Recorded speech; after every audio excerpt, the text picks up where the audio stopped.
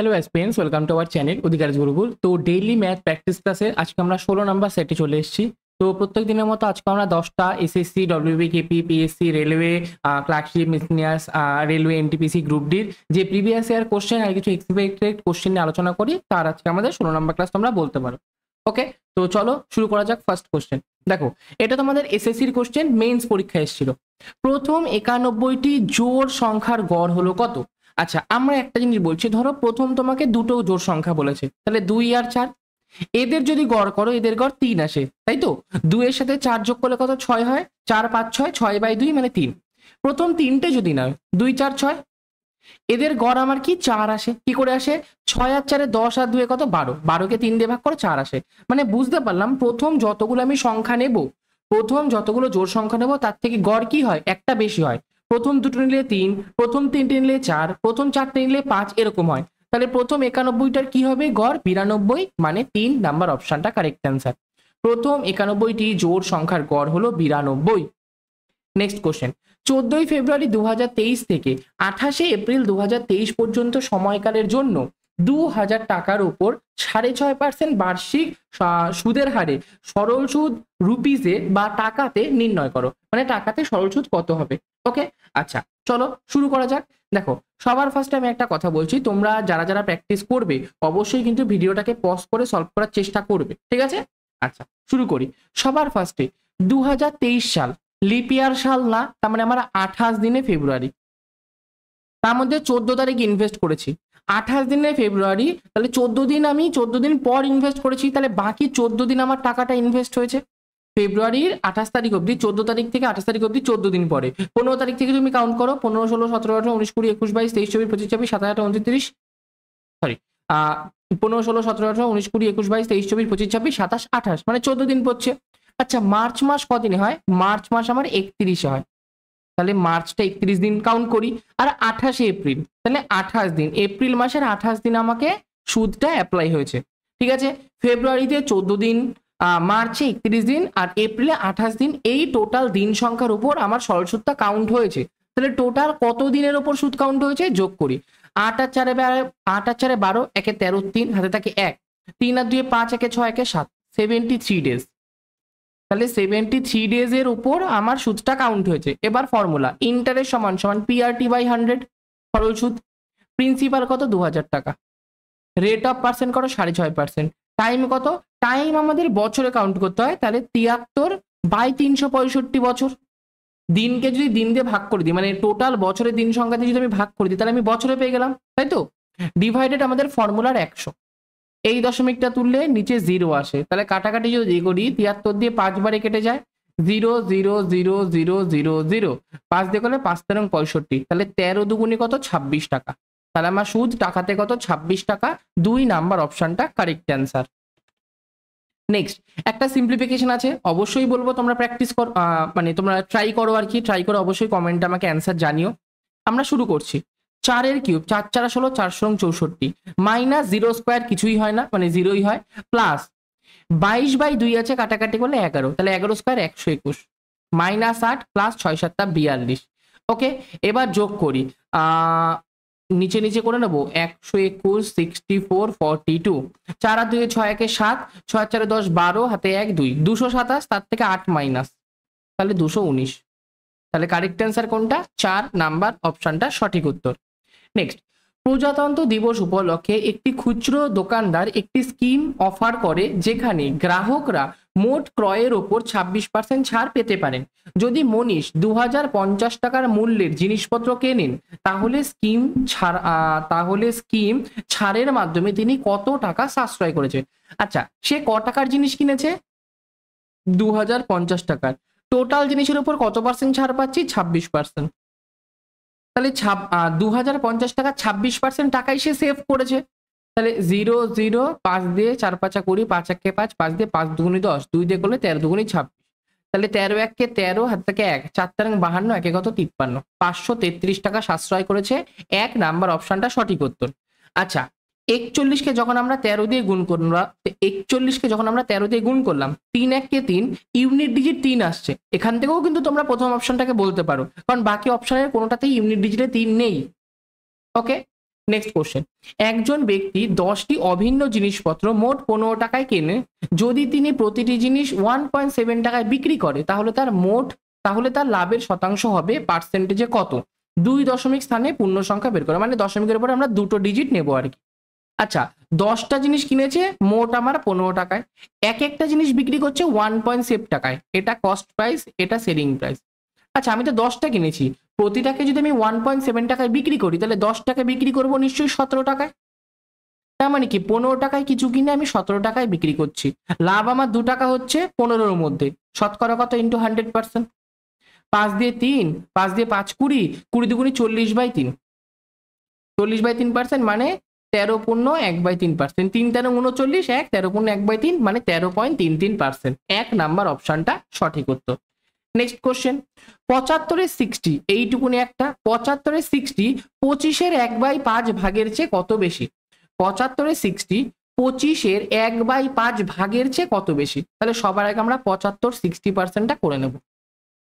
0 0, 5 দুগুণি 10, 5 একে 5, 6 7, 5 5 25, 2 দিয়ে করলে 3, তাহলে 3 15 কত 45। আর একটা 25-এর 1/5 অংশ, তাহলে 25 ইন্টু 1/5, কাটাকাটি করলে 5 5 25। তাহলে এই 45টা 5-এর থেকে কত বড়? দেখি বুঝতে পারছো, 40 বড়। 3 নাম্বার অপশনটা correct answer. Next question, tan x plus y tan x minus y সমান সমান 1, তাহলে tan x এর ভ্যালু কত? আচ্ছা, এই tan x মাইনাস ওয়াইটাকে যদি ডান দিকে নিয়ে যাই তাহলে কি হয়ে যাবে? ডিভাইডেড। তাহলে tan x plus y equal to 1/tan x minus 1 y. আচ্ছা, 1/tan x মাইনাস ওয়াই এটা মানে কি? cot x y। 1/tan মানে কি আমরা cot জানি, sin সমান সমান 1/cosec, cos সমান সমান 1/sec, tan সমান সমান 1/cot, তাহলে cot x প্লাস ওয়াই সমান সমান cot x মাইনাস ওয়াই। আচ্ছা, cot আর tan এর কোন ভ্যালুটা সেম হয়? মানে কখন আমরা tan থিটা সমান সমান cot থিটা বলতে পারি, বা tan থিটা সমান সমান cot থিটা বাদ দাও, যদি আমরা cot অন্য কিছুও বলি, আমরা ধরো cot থিটা cot ফাই, তাহলে এটা কোন ক্ষেত্রে হয়? অবশ্যই থিটা আর ফাই যে এর ভ্যালু 45 বলেই হয়, তাই তো? তাহলে এখান থেকে আমরা কি করতে পারি, এটা সমান সমান tan 45 অথবা সমান সমান cot 45, একই তো ব্যাপার, দুটো তো সেম সেম ভ্যালু বেরোয়। তাহলে এখান থেকে বলবো tan x প্লাস ওয়াই এর ভ্যালু আমরা কি পেলাম? এর ভ্যালু tan 45 পেলাম। আবার এটা cot x মাইনাস ওয়াই এর ভ্যালু কত পেলাম? cot 45 degree. তাহলে এখান থেকে বলতে পারি x প্লাস ওয়াই সমান সমান 45, আবার বলতে পারি x মাইনাস ওয়াই সমান সমান 45। x প্লাস ওয়াই সমান সমান 45, x মাইনাস ওয়াই সমান সমান 45, তাহলে এখান থেকে আমরা ডিরেক্টলি বলতে পারি y সমান সমান 0, x সমান সমান 45, তাই তো? 45 এর সাথে 0 যোগ করলেও 45, 45 এর সাথে 0 বিয়োগ করলেও 45 হয়, তাহলে x এর ভ্যালু 45। আমাকে বলেছে tan x এর ভ্যালু, তাহলে tan 45 এর মান বের করব। tan 45 এর মান আমাদের 1 হয়। 1 মানে কোনটা? 2 নাম্বার অপশনটা আমাদের সঠিক উত্তর। ক্লিয়ার? চলো নেক্সট, যদি x minus 2y plus 2z সমান সমান 16, x minus y plus z সমান সমান 9 এবং 2x minus 3y minus Z সমান সমান 9 হয়, তাহলে y এর মান কত হবে? চলো ফার্স্টে কি করা যায়, যদি আমি প্রথমটা কিনি x minus 2y plus 2z equal to আমার 16 আছে, এই দ্বিতীয়টাকে যদি আমি 2 দিয়ে গুণ করি তাহলে কত হয়? 2x minus 2y plus 2z equal to 9 দুগুণি 18। ওকে, ওপরটা থেকে যদি নিচেরটাকে মাইনাস করে দিই তাহলে সাইনগুলো চেঞ্জ হয়ে যায়, তাহলে হয়ে যায় x মাইনাস 2x মানে মাইনাস x, এটা ক্যান্সেল হয়ে যায়, এটা ক্যান্সেল হয়ে যায়, পড়ে থাকে 16 থেকে 18 বাদ দিলে মাইনাস 2, তাহলে x এর ভ্যালু কত? 2 হয়ে গেল। x এর ভ্যালু পেয়ে গেলাম আমরা 2। এইবার কি করব?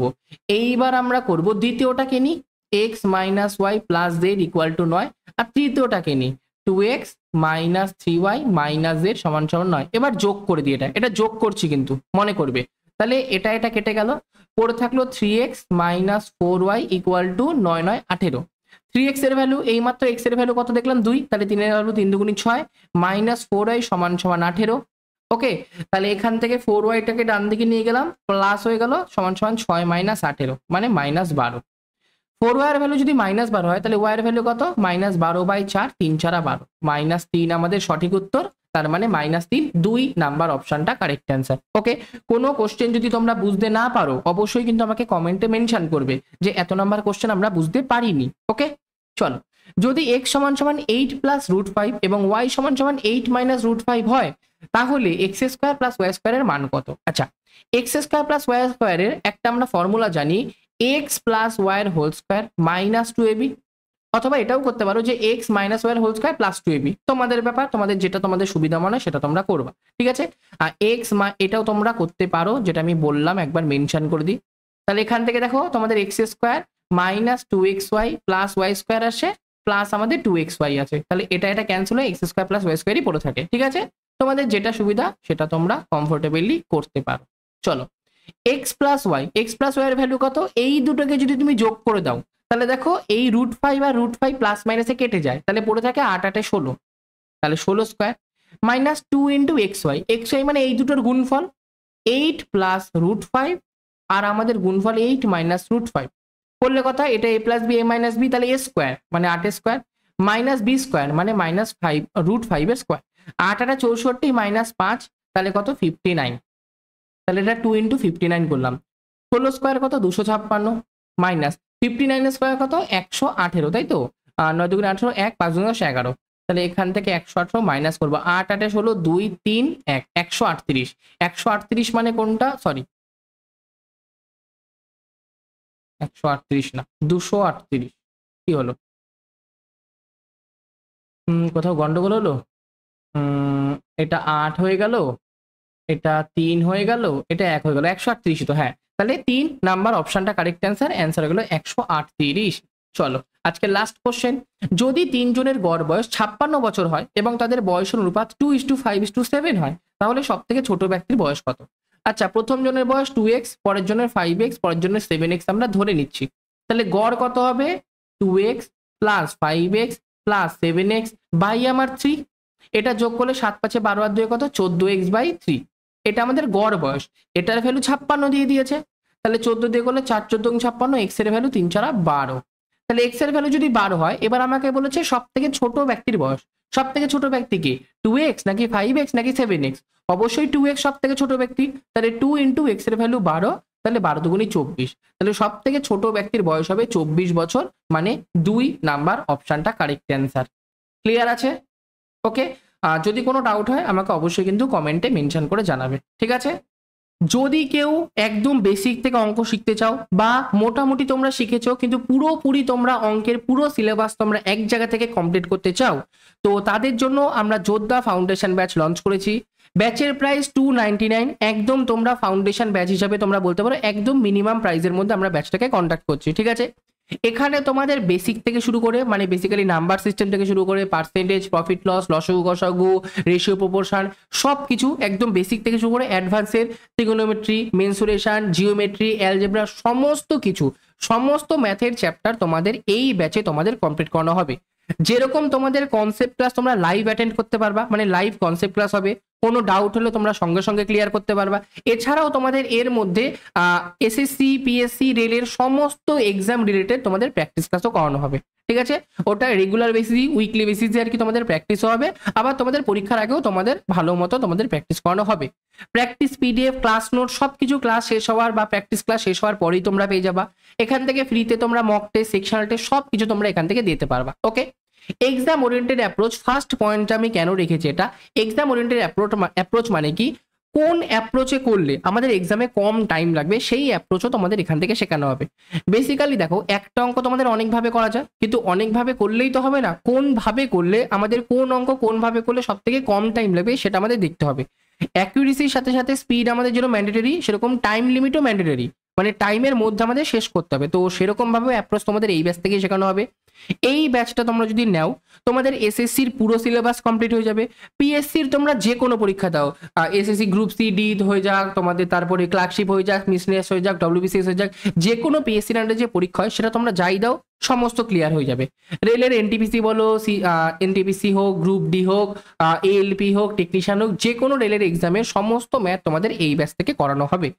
তো যদি কেউ ব্যাচটাকে নিতে চাও তাহলে এই যে নিচে কন্ট্যাক্ট নাম্বার আছে 7384643318, এই নাম্বারে আমার সাথে যোগাযোগ করতে পারো।